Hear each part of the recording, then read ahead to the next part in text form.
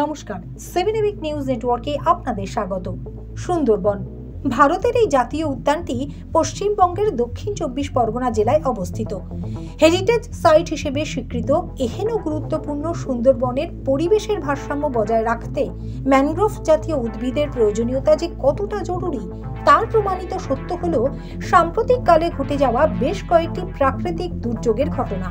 কারণ বঙ্গোপসাগরের উপকূলবর্তী বিস্ময়কর এই সুন্দরবন রক্ষার্থে এই অঞ্চলে নদী বাঁধ থেকে শুরু করে স্থলভাগের ভাঙন আটকাতে ম্যানগ্রোভের বিকল্প কিচ্ছু নেই।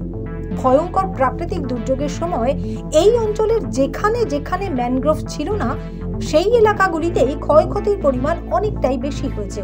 আর সে কারণেই সুন্দরবন রক্ষার্থে প্রচুর পরিমাণে ম্যানগ্রোভ লাগানোর পরামর্শ দিয়েছেন পরিবেশবিদরা।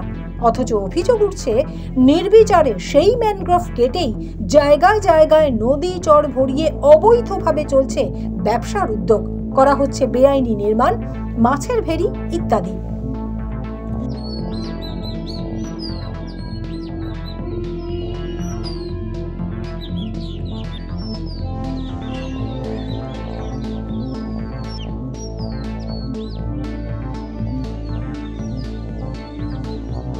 এমনই ছবি দেখা গেল পাথর প্রতিমায়।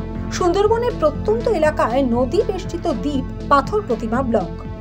আমফান ইয়ার্সের মতো একাধিকবার প্রাকৃতিক বিপর্যয়ে নদী বাঁধ ভেঙে প্লাবিত হয়েছে এই এলাকা।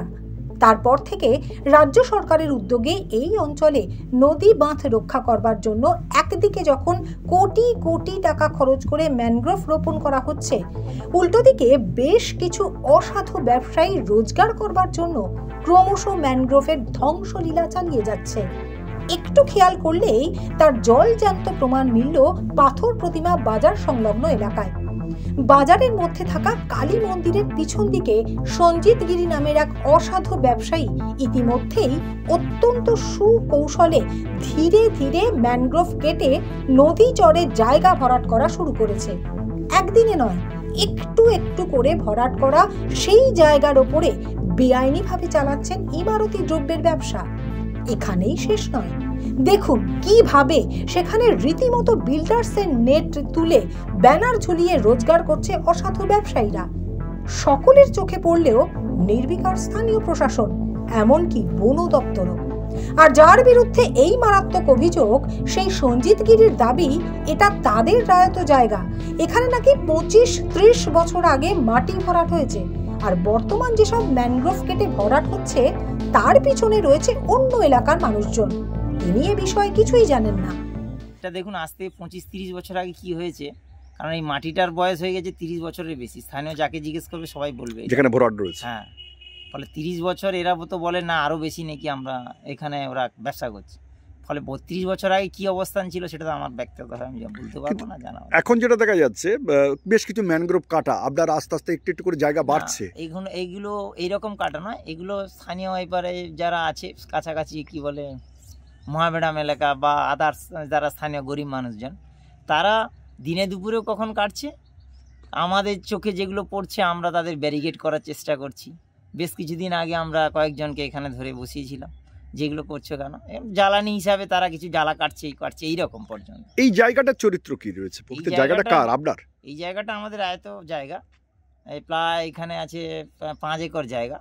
এটা গভর্নমেন্টকে আমরা এখনো পর্যন্ত ট্যাক্স দিচ্ছি, বেচাকেনা হচ্ছে। আমার কাছে যে খবরটা রয়েছে, ধরো ইংরেজি গত ডিসেম্বর মাস পর্যন্ত দলিল হয়ে আসছে। ফলে যেখানে গভর্নমেন্ট কোটি কোটি টাকা, লক্ষ লক্ষ টাকা ট্যাক্স নিচ্ছে, খাজনা দিচ্ছি, সেখানে গভর্নমেন্ট কেন এই করবে না? রাস্তা।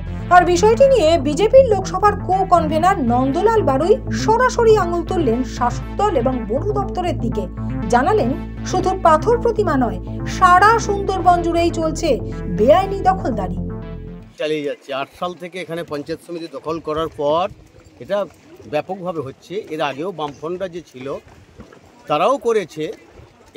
এরা ব্যাপকভাবে সারা সুন্দরবন জুড়েই করছে, শুধু পাথর প্রতিমা নয়, যেখানে যেখানে এরা আছে সব জায়গায় চালিয়ে যাচ্ছে। এবং তার জন্য এরা ভালো পরিমাণ একটা তছরূপ এবং কারচুপি চালিয়ে যাচ্ছে সারা পাথর। এখানকার বন দপ্তর তো এখানকার ক্ষমতাসীন দলের দলদাস হয়ে গেছে, তারা আর কি বলবে? তাদের বলার কিছু নেই। এরা তো একদম কি বলবো, আর সুন্দরবনটাকে শেষ করে দিতে চাইছে। পাথর প্রতিমার পুরনো ঐতিহ্য সবটাই নষ্ট করে দিচ্ছে। পাথর প্রতিমা থেকে মামুনি রায়ের রিপোর্ট 7 এবিক নিউজ নেটওয়ার্ক। আরও বিভিন্ন খবরের আপডেট জানতে হলে অবশ্যই সাবস্ক্রাইব করুন 7 এবিক নিউজ নেটওয়ার্ক চ্যানেলটি, কারণ আপনাদের একটা সাবস্ক্রিপশন আমাদের কাছে অত্যন্ত মূল্যবান। জয় হিন্দ।